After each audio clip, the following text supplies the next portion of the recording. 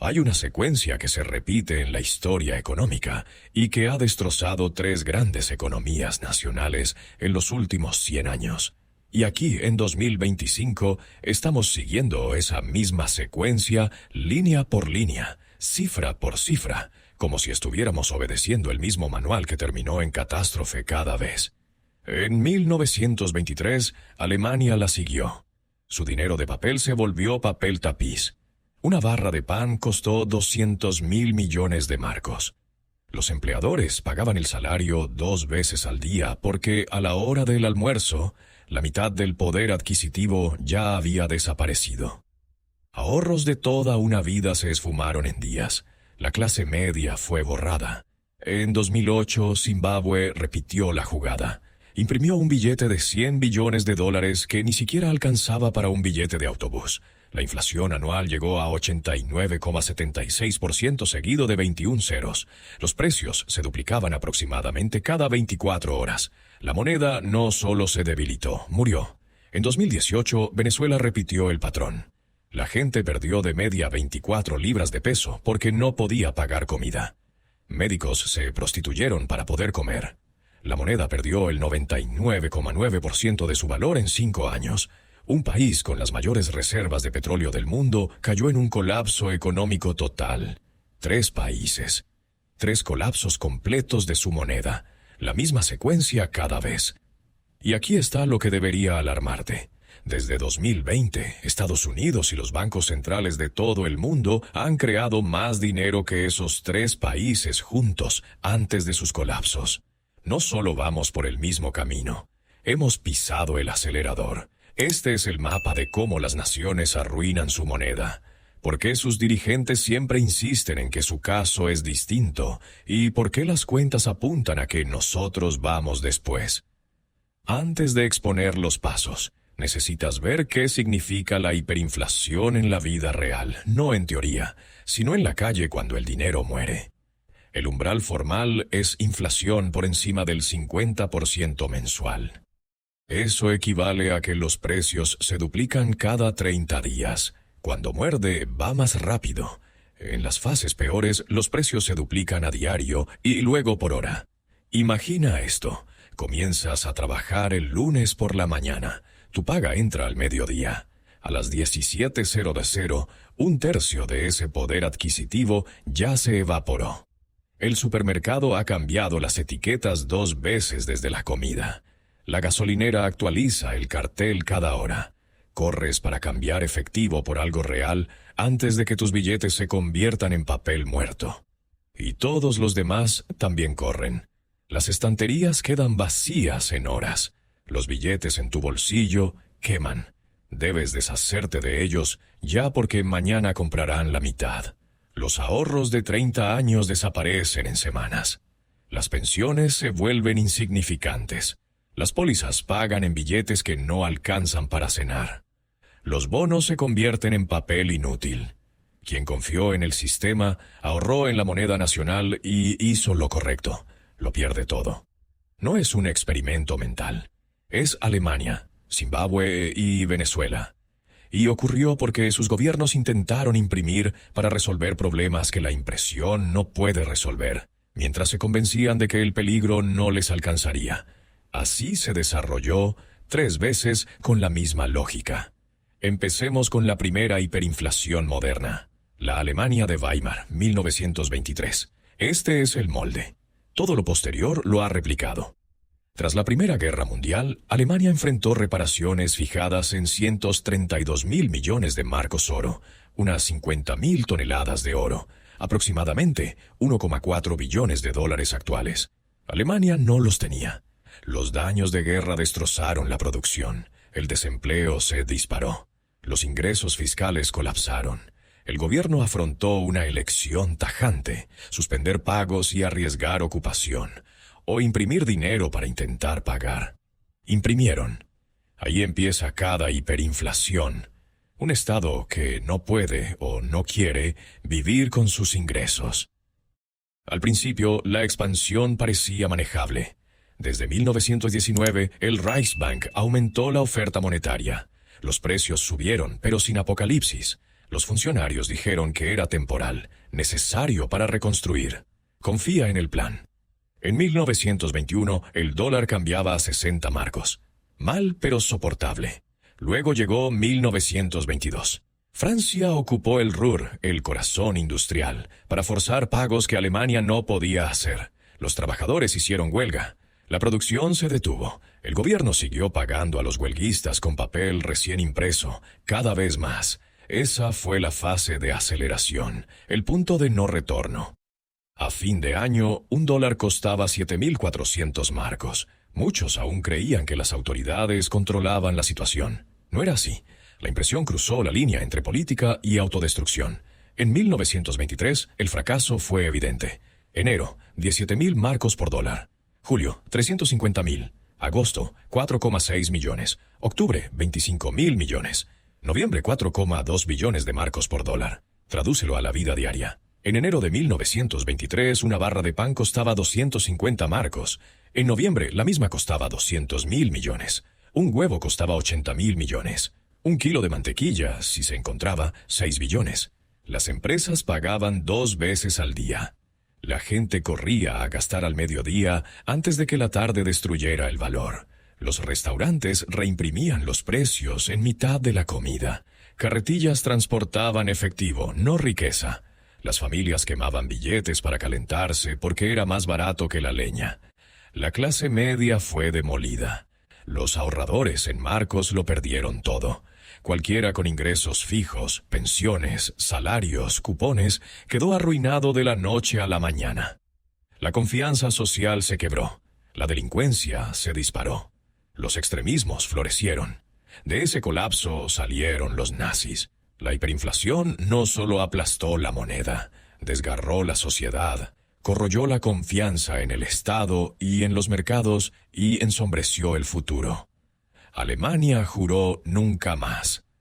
85 años después, otro país repitió el guión.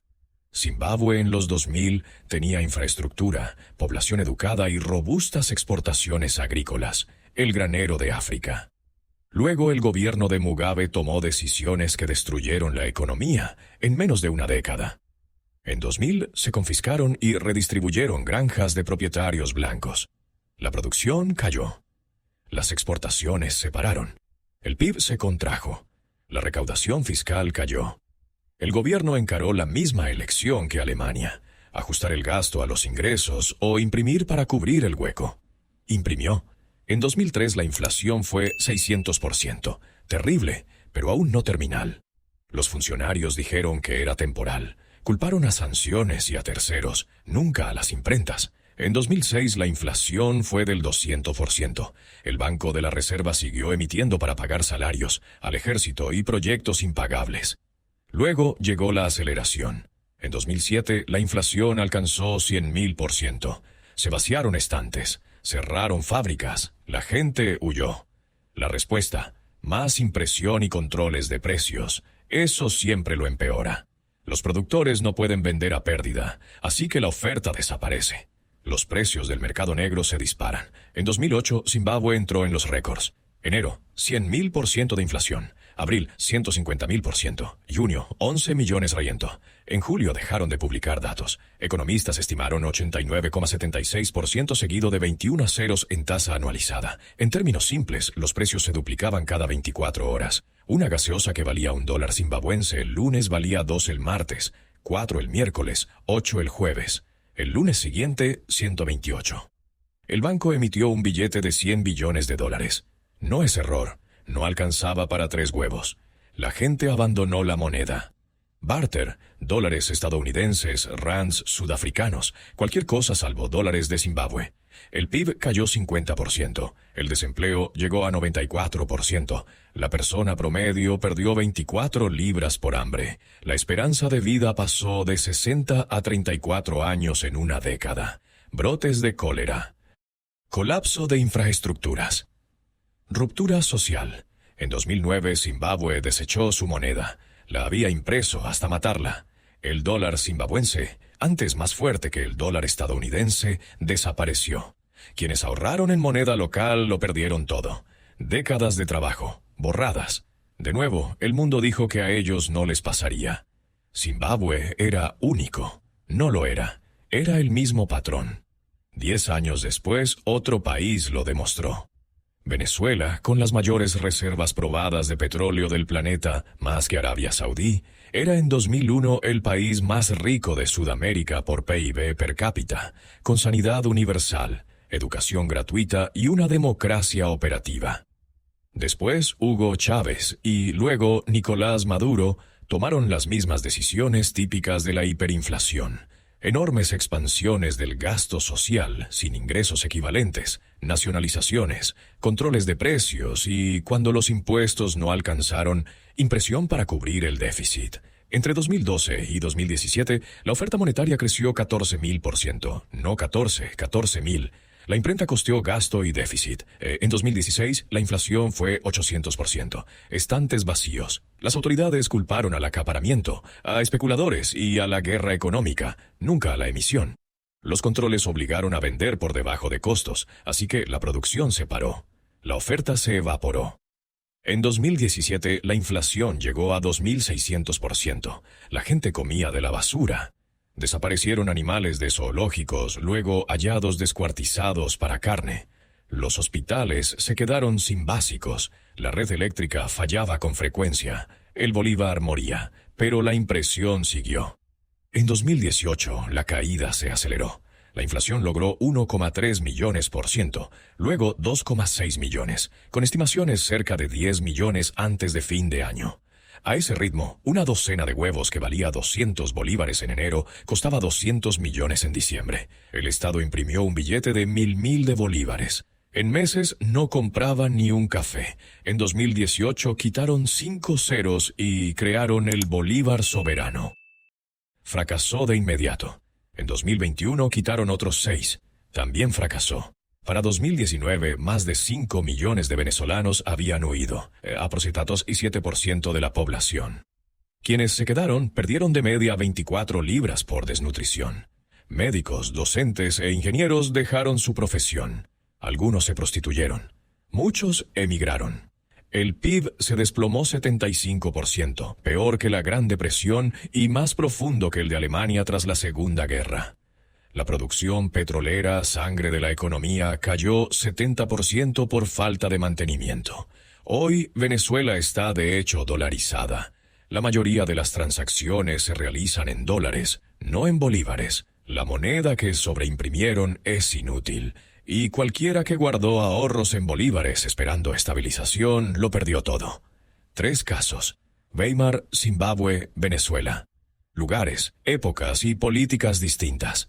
Mismo patrón, mismas decisiones, mismas matemáticas. Y ahora las mayores economías toman esas mismas decisiones.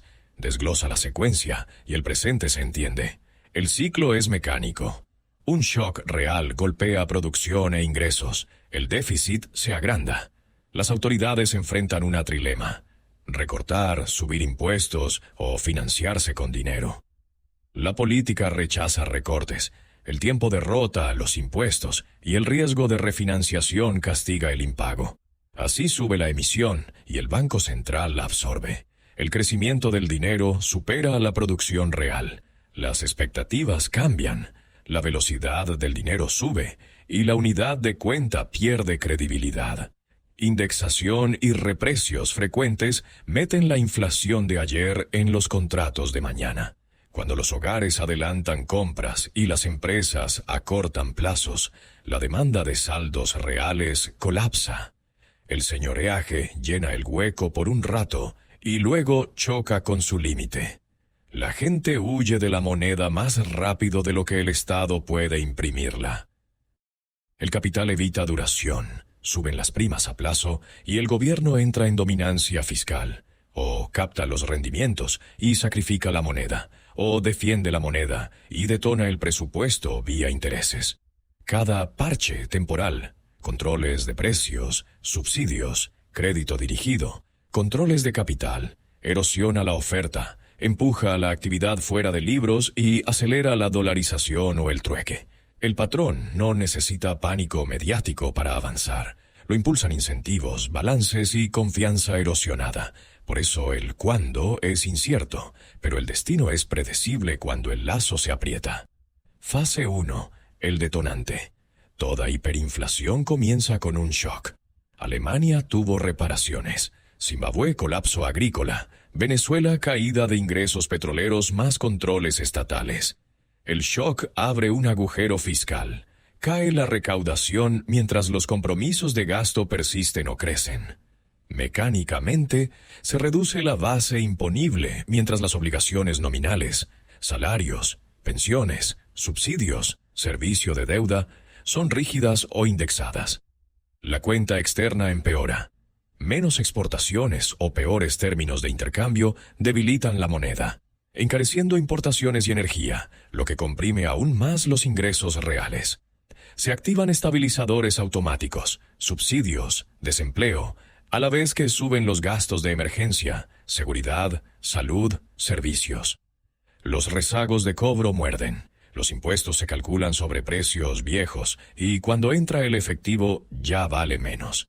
Empresas públicas deficitarias piden apoyo presupuestario. Bancos con mora creciente piden liquidez. El sector privado reduce inventarios e inversión, lo que baja la producción futura y otra vez la base tributaria. Los compradores de bonos exigen más rendimiento o plazos más cortos justo cuando las necesidades brutas de financiación explotan. Los compromisos son inmediatos. La reparación de ingresos es lenta. Si el liderazgo rehúsa reformar prestaciones, liberalizar oferta o reestructurar obligaciones, el hueco se vuelve estructural, terreno fértil para la monetización. Fase 2. La elección. El gobierno debe decidir, recortar, subir impuestos, impagar o imprimir para cubrir el hueco. Recortar es políticamente tóxico.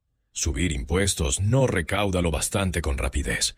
El impago amenaza el poder. Así que los estados imprimen, siempre imprimen.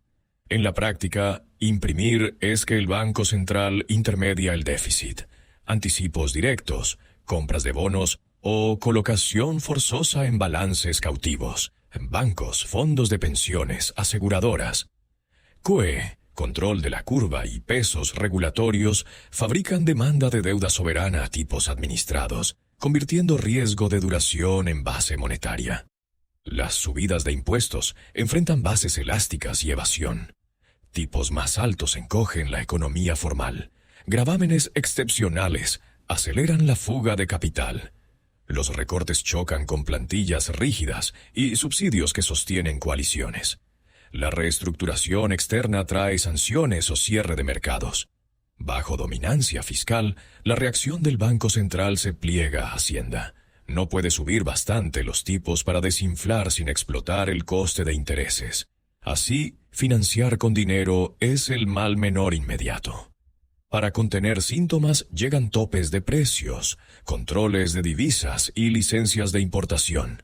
Suprimen señales, crean escasez y empujan el comercio a paralelos con precios más reales. Cada ronda sube la oferta de dinero frente a bienes. Las expectativas se recalibran al alza y el siguiente presupuesto consolida mayores gastos nominales. Lo que se vende como puente se convierte en carretera. Fase 3. La justificación. Las autoridades la etiquetan como temporal, un puente hacia la recuperación. Aparece jerga nueva. Somos distintos, tenemos recursos, el crecimiento lo arreglará. Los expertos asienten, los bancos centrales avalan. El relato se apoya en efectos base, cuellos de botella, shocks puntuales y promesas de normalizar cuando se pueda. La guía pasa de fechas a datos y luego a objetivos flexibles. Se amplían bandas de tolerancia. Los modelos minimizan la oferta de dinero y la dominancia fiscal, redefiniendo la inflación como exógena. La comunicación reetiqueta la monetización como QE, backstops de liquidez o funcionamiento del mercado, mientras el gasto se llama alivio focalizado. Los topes de precios, subsidios y feriados fiscales se venden como amortiguadores temporales, aunque fijan expectativas y reprimen la oferta. Juntas salariales, indexación y cláusulas cola se defienden como justicia, pero trasladan la inflación de ayer a los contratos de mañana. La reducción de balance prometida se detiene ante la mínima tensión. Las facilidades temporales se vuelven permanentes. La debilidad externa se culpa a la geopolítica, la presión interna a la avaricia. La afirmación de credibilidad sustituye a la credibilidad, pero las encuestas derivan, los break-evens suben y los balances privados acortan duración. Cada rueda de prensa compra tiempo, no aritmética. Al validar trayectorias nominales más altas y socializar pérdidas, se cablea la monetización en la mezcla de políticas y se empuja al sistema a la aceleración. En marzo de 2020 llegó un shock global. COVID-19, confinamientos, comercio congelado. Los gobiernos enfrentaron la misma decisión de toda economía hiperinflacionaria: aceptar el dolor y ajustar, o imprimir para tapar. Imprimieron billones de dólares, euros, yenes y yuanes. Todos los grandes bancos centrales abrieron las válvulas. El balance de la Reserva Federal pasó de unos 4 billones en febrero de 2020 a más de 9 billones en abril de 2022. El gobierno de gastó cerca de 5 billones en alivio COVID. Dinero creado de la nada, depositado en cuentas. El BCE se expandió en más de 4 billones. El BOJ continuó su década de creación. China inyectó billones de yuanes. En todas partes, imprimir ahora, preocuparse después. Y como en Weimar, Zimbabue y Venezuela, se dijo que era temporal y necesario. Desharemos después, la MMT lo permite. La inflación es transitoria. Confía en los expertos. Por un tiempo pareció bien. En 2020-2021, el dinero impreso hizo levitar los activos. Las bolsas subieron. La vivienda explotó. Las criptos se dispararon. Los tenedores de activos se sintieron más ricos. Efecto riqueza. Pero a finales de 2021 apareció la inflación. En 2022 fue innegable. El IPC de EU alcanzó 9,1% en junio de 2022. Europa vio 2 dígitos. El Reino Unido alcanzó niveles no vistos desde los 80. Subieron los precios en todo: alimentos, energía, vivienda. La respuesta siguió el guión: culpar a fuerzas externas. La guerra, las cadenas de suministro, la codicia, y no a los billones creados de la nada. Y aunque se subieron tipos, la creación base no se revirtió de verdad. El balance de la Fed sigue por encima de 7 billones. Aprox. El doble que antes del COVID. El gasto público continuó. Los déficits persistieron. La creación continuó. Eso nos coloca en la fase 4, aceleración. Hemos creado más en 5 años que en la década anterior. Las racionalizaciones son familiares. El patrón sigue intacto. Lo desconocido es hasta dónde empujaremos antes de que la aritmética imponga el desenlace. Revisa las señales que siempre parpadearon antes de cada colapso hiperinflacionario.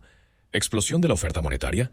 Sí. M2 de EU subió por esos 40% entre 2020 y 2022, sin precedentes en paz. ¿Huecos fiscales desbordados? Sí. Con 1,8 billones de déficit en 2024, más del 6% del PIB en recuperación. La deuda de Japón ronda 264% del PIB. Sistemas sanos no lucen así. ¿Inflación persistente pese a proclamas? Sí, el IPC marca 3-4%, mientras comida, alquiler y seguros suben más. Shrinkflation, sustituciones y ajustes hedónicos maquillan. ¿Activos desligados de fundamentos?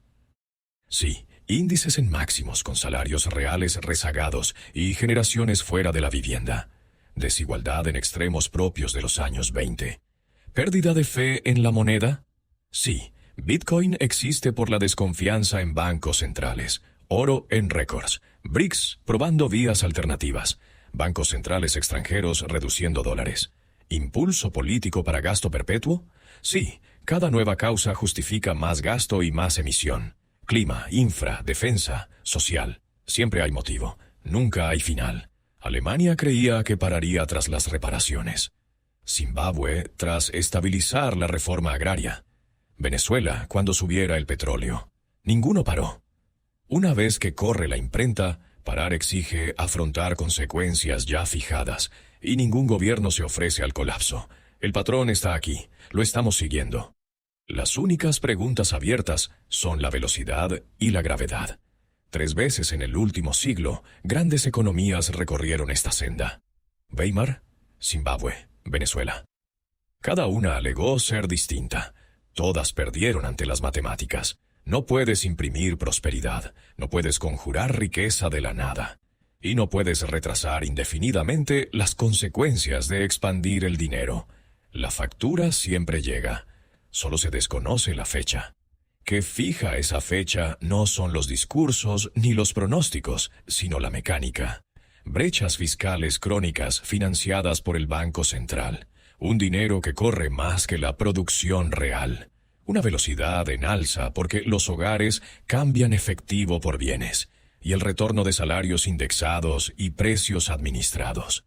Cuando las expectativas pasan de bajarán a seguirán subiendo, el sector privado acorta horizontes, las empresas remarcan más seguido, el trabajo pide recuperación y la espiral se aprieta. El capital huye de la duración, suben las primas a plazo, crecen los costos de refinanciación y empeoran los déficits, antes incluso de la recesión. Los responsables de política enfrentan dominancia fiscal, subir tipos y agrandar la carga de intereses, o fijar rendimientos y ceder la moneda. Ambos caminos preservan el patrón. La represión financiera, techos, cuotas, demanda cautiva, oculta síntomas, no la aritmética. Cuando los vehículos de ahorro pierden valor real y la unidad de cuenta deja de preservar poder adquisitivo, la mayoría media abandona primero en conducta, acopio, facturación en dólares y después en la ley. Así el tiempo se comprime de años a trimestres y luego a semanas.